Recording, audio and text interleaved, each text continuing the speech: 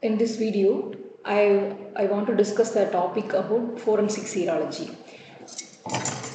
Forensic serology is a branch of forensic science that deals with the study and detection and identification of our body fluids such as blood, semen, etc.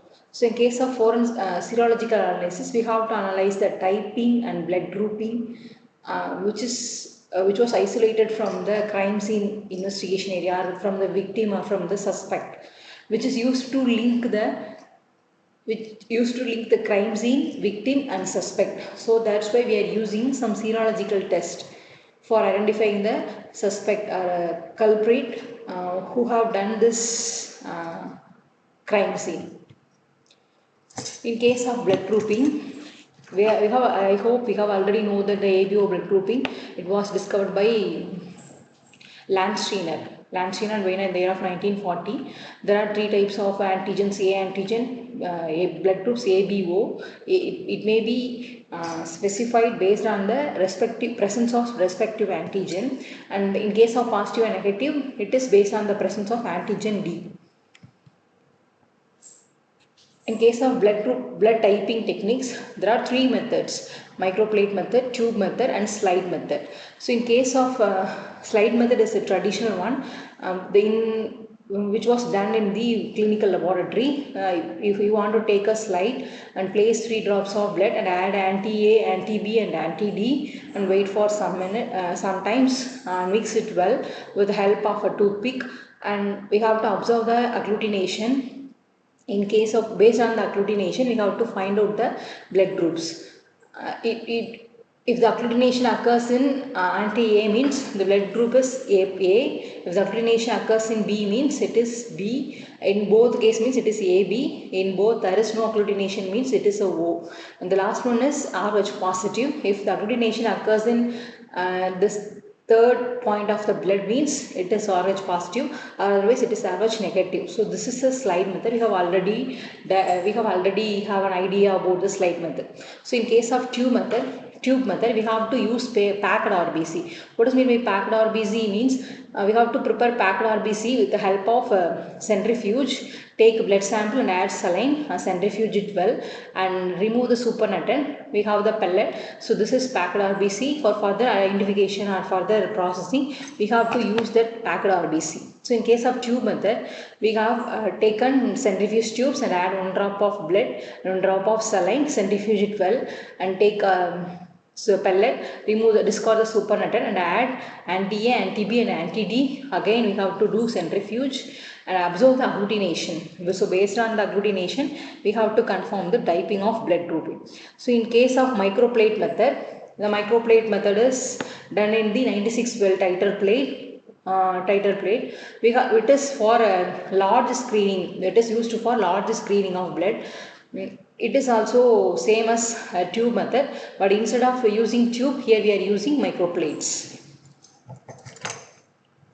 Blood typing importance. Why we have to done the blood typing? Means it is used to identify the exact suspect of a victim. It is also used to identify the paternity cases, and also used to match the match and differentiate the blood sample which is taken from the crime scene investigation, whether it is from the victim or it is from the suspect. It is a blood of suspect or it is a blood of victim.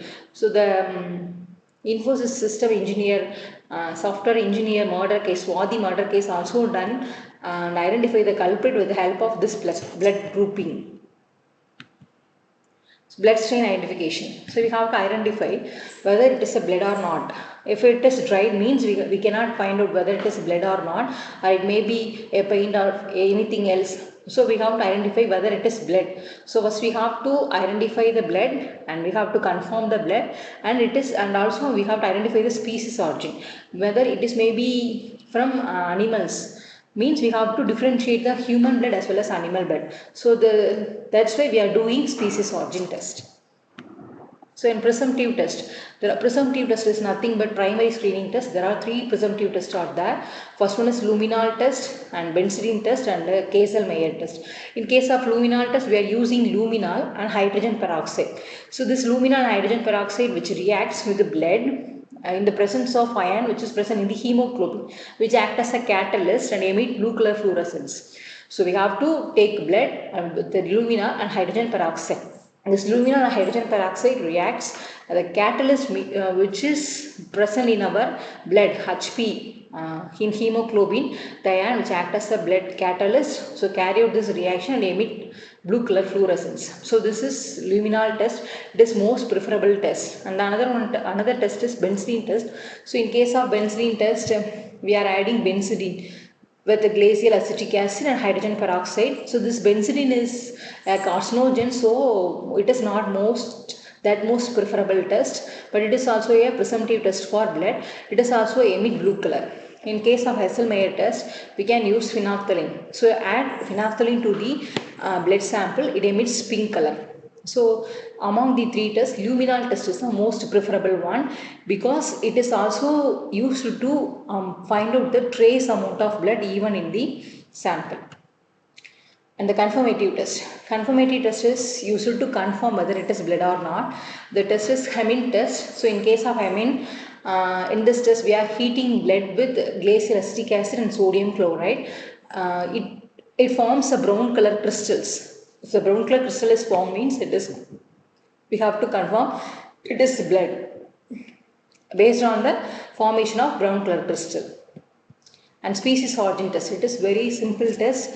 It is a immunological based test because we are using human antiserum to the unknown blood. If you are taking blood from the crime scene means you have to add the human antiserum to that blood. If it is a human blood means the antiserum will react with the unknown blood sample and produce precipitation precipitation. So it is called precipitation reaction. Precipitin, so that's why this test is known as precipitin test. So which is specially meant for species, used to identify the species, whether the blood is isolated from whether it is the blood of human or animal species. So that's all. I hope the forensic simple and crispy things I have discussed about forensic serology. Thank you.